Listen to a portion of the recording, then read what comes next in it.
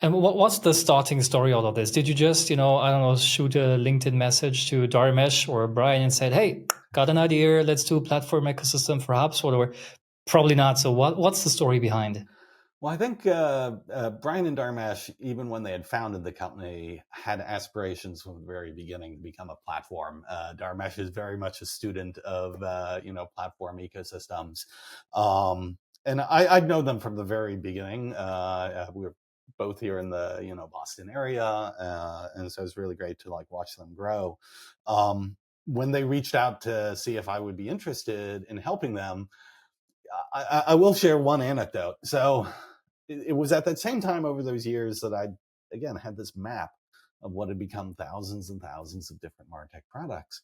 And one of the things I would often do when I was presenting at a conference, I had the chance to do, say, a fireside chat interview with one of the executives of a major Martech company.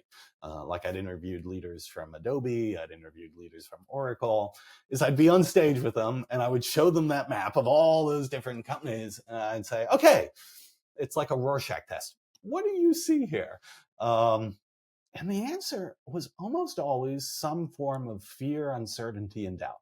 Like the FUD factor of oh, no, we love that graphic because we sell against that graphic. Like, you don't need to deal with all of that mess. You just buy everything from us. I'm like, all right, well, I mean, that's an answer, but, if we look at the scoreboard, you don't seem to be tamping this down, And so when, I sat down with Brian Halligan for the first time to talk about possibly joining them, he's interviewing me, but I'm coming around like, all right, I'm going to interview him. I show him the graph. I'm like, all right, Brian, what do you see? And without a moment's hesitation, he was like, opportunity. He was the first executive at one of these companies that I'd spoken to who really said, why are we trying to fight all of this? Why can't we find a way to actually harness this power and this innovation? And I'm like, okay, you had me at hello.